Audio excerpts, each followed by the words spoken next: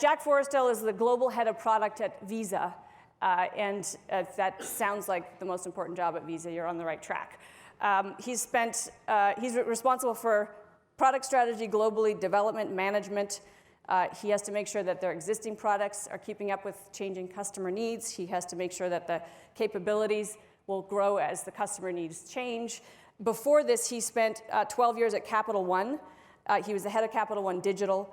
In that role, he led online mobile banking, mobile payments, digital product design, and he also ran Capital One Labs. Before that, he was part of their US credit card consumer portfolio. And in his past life, he was also a senior partner at Mercer Management Consulting. So to say that he's got his finger on the pulse of sort of how one of the major incumbents in payments can play in this space, I think would be an understatement. Please join me in welcoming Jack to the stage.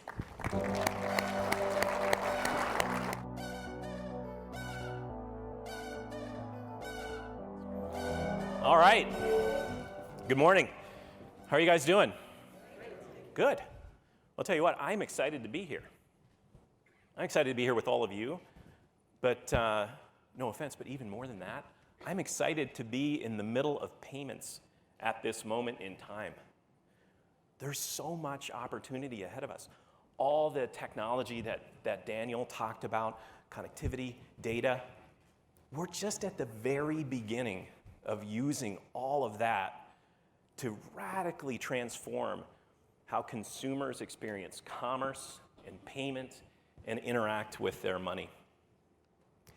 And we at Visa, we operate in about 200 countries around the world, and I get to spend a lot of time in a lot of them, and I can tell you firsthand, it's really going on out there, whether it's WeChat in China or Paytm in India or M-Pesa in sub-Saharan Africa, or guys like Daniel right here in Canada. It is really starting to happen, and it's pretty exciting times. And like I said, we operate in about 200 countries, and I get to spend a lot of time in all of them. Tell you what, I'm standing in one of my very favorites right now. And honestly, Canada's been on the front foot on payments, technology, and innovation for a really long time, right? From our perspective, Canada moved over to EMV chip almost a decade ago, before most of the rest of the world. Canada anticipated digital payments by building out contactless payments acceptance way before most of the rest of the world.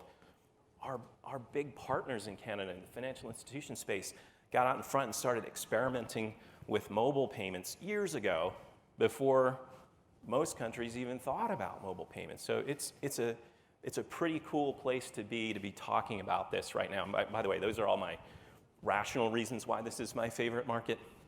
My emotional reason is I'm Canadian too. I grew up here. It's kind of nice to be home.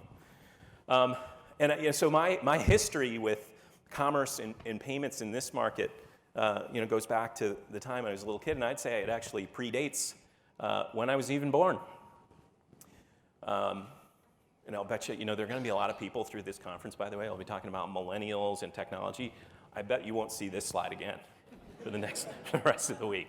But anyway, like my great-grandfather, Harry Forestell, and his brothers owned a little shop in St. John, New Brunswick.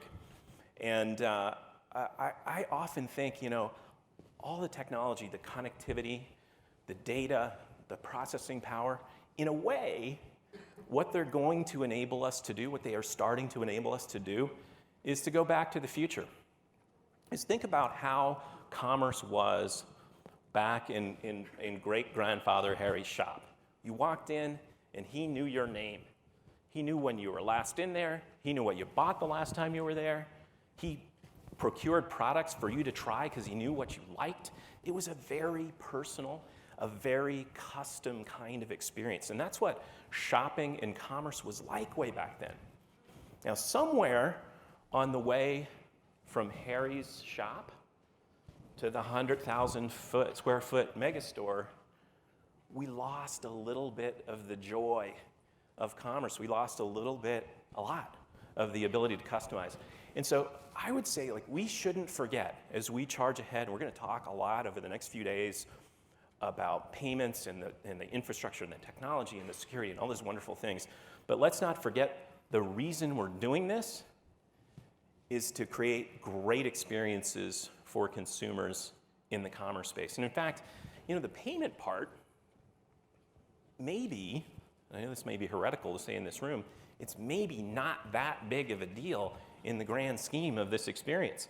Even thinking back to old Harry's shop here, right? Does anyone, I'll date myself now, does anyone remember how the Ingalls paid the Olsons, right? Right? Or how Alice paid Sam and the Brady Bunch? No, you probably don't remember because they just said, hey, thanks a lot, put it on my account. And that's how easy it was. And frankly, we as an industry, we as an ecosystem, have made it that easy for 60 years. Right? This is from 1958. 1958, Bank of America made put it on my account easy for everybody. The shopkeeper didn't have to manage it anymore. It became a shared system. Launched Bank of America card in 58. It became ChargeX here in Canada, if anyone remembers that, in 1968. And we call it Visa today. But man, it works, right? And if you see in the middle of that picture, there's something that looks a lot like this. This thing's been around since 1958. Back then, it was a little piece of celluloid with some numbers embossed on it. But boy, the people who did my job before me, I have a great deal of respect for. This is a miraculous little device. The amount of innovation that has gone into this. It's gone from that little piece of celluloid to mag stripes and holograms and EMV chips and track data and CV. We could nerd out on this all day long. But what we've got to is that I can take this anywhere in those 200 countries I was talking about earlier, and I can swipe it, I can dip it, I can tap it, and as a consumer, I can have a great deal of confidence that I can make commerce happen in sub-second time. I don't have to worry about my money or my security. I can make it all happen. So look, I will say, I think these are going to be around for a long time. Right? They're important. They work really well.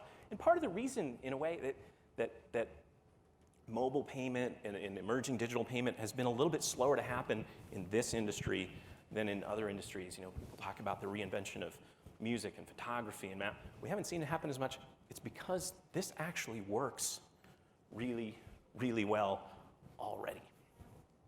But we can't stick our head in the sand and say, hey, well, this thing's great, so let's not worry about it. Of course, some really big, important things are happening out there. And about 10 years ago, this really big, important thing happened, right? And I'll bet every single person in this room has at least one of these. And I bet a whole bunch of people in the room have even more than one of these. I don't really know why, but I'm pretty sure. I don't know. I bet it's true. Anyway, these things are changing our lives profoundly, right? We are connected to one another. We're on all of the time. We're changing the way we experience all kinds of things. They're just changing everything about our lives. And man, it's not all good. I have a 14-year-old daughter. At a break sometime, we can talk about all the ways they're changing our lives that may not be that good. Anyway, they really are changing. And they're starting to change the way people shop and the way people pay in really, really meaningful ways.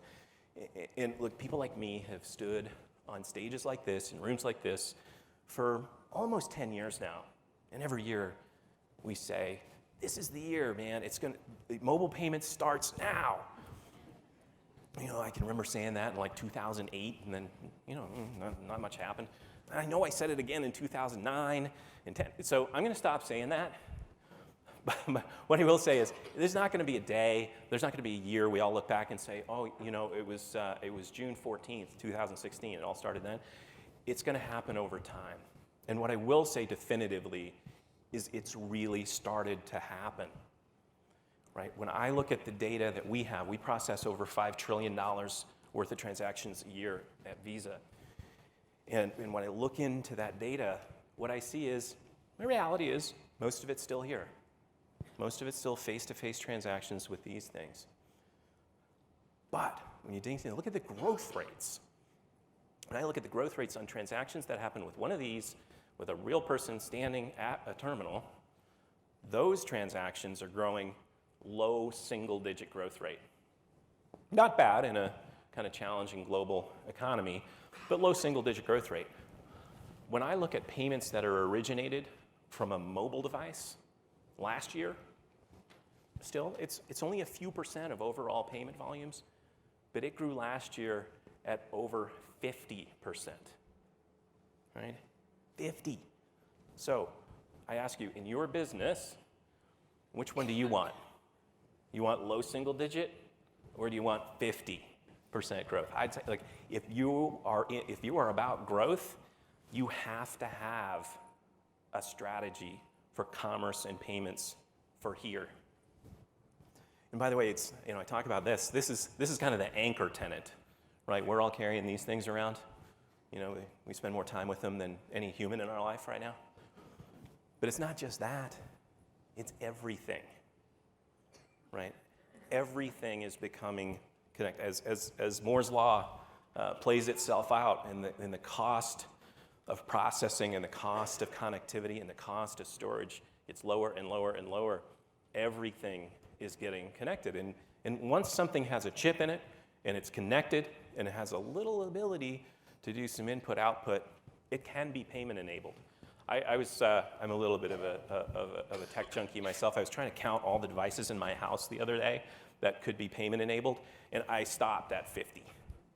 It's really getting to that point. I mean, all of this stuff up here can be payment enabled, and it's just going to keep growing and growing and growing, and that is the direction that we're heading in. Now, as a participant in the payments ecosystem, I must admit, and some of you might be in the same boat, I look at this and think, wow,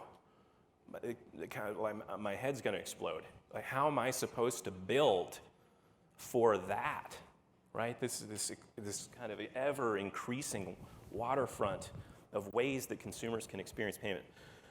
To that, I would say, we probably shouldn't get too hung up on the form factor, the hardware, right? Because to be honest, there's stuff up here that's going to come, and there's stuff up here that's going to go.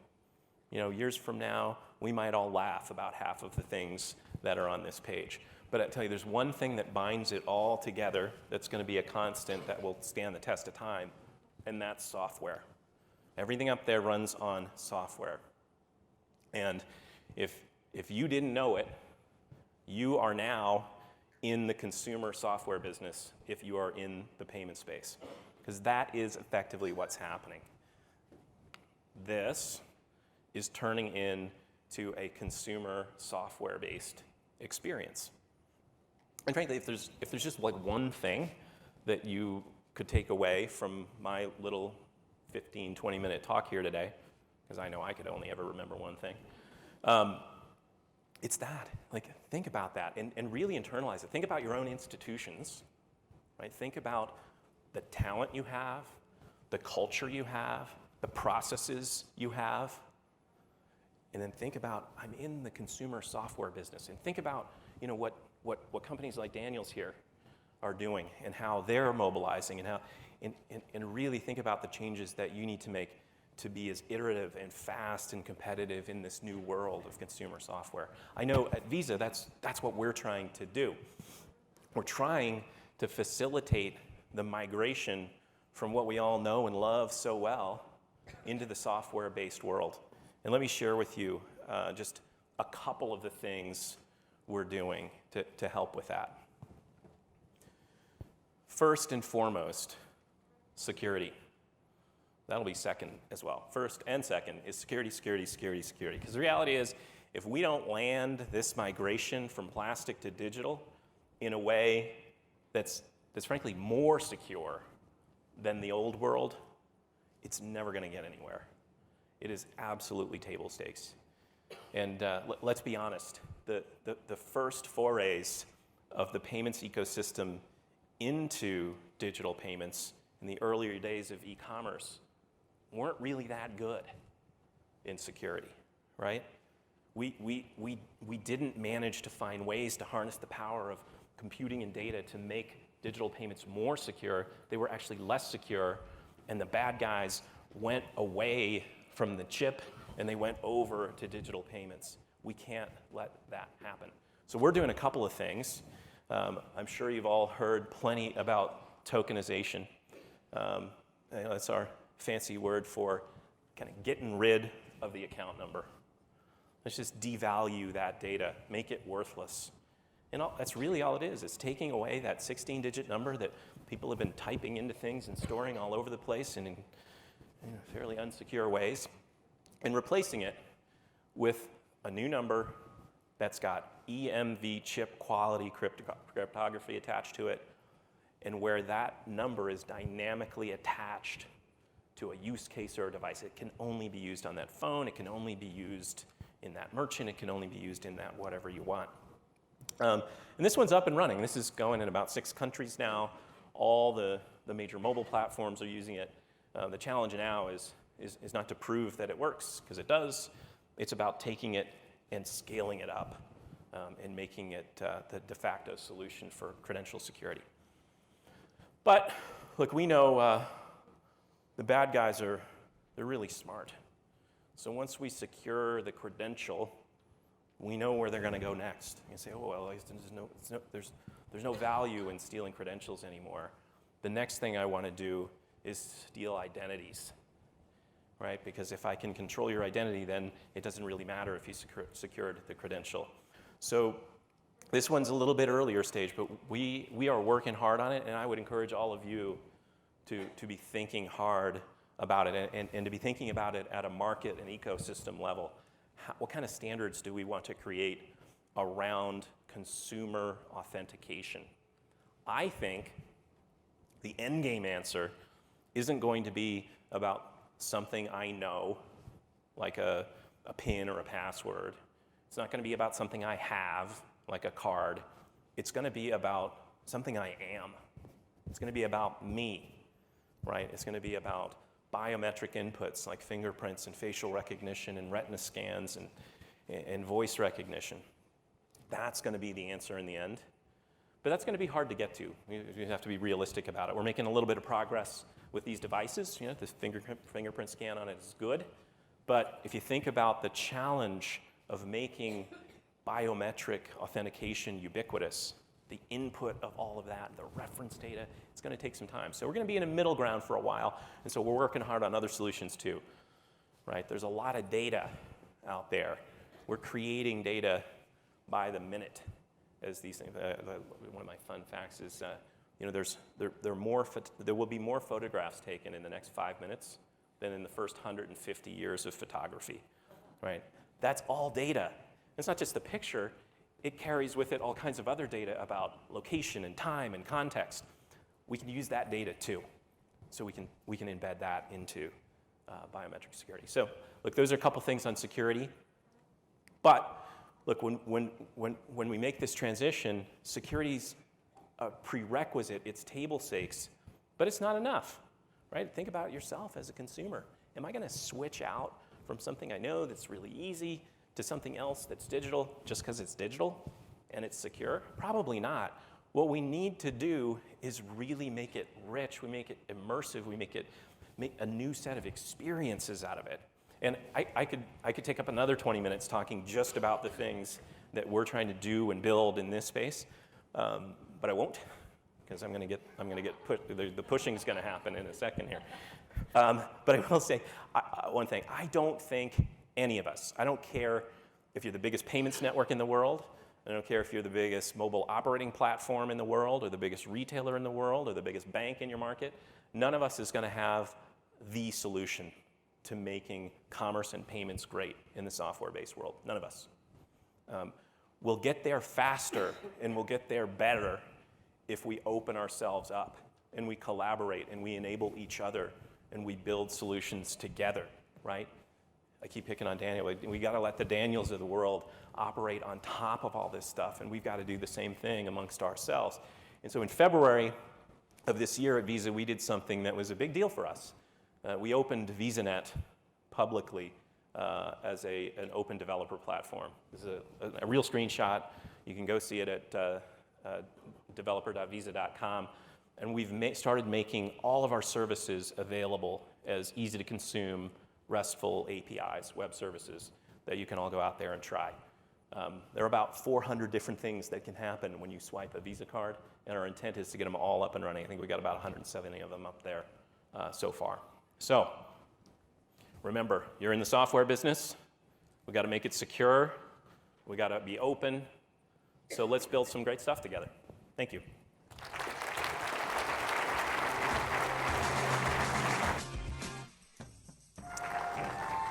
That was amazing, Jack. Only a guy from New Brunswick comes to a payments conference and says payments don't matter. But it's interesting, the consumer experience now, for me, it's Uber. I don't pay, right? I get in, I get out, I don't pay. That's what I want.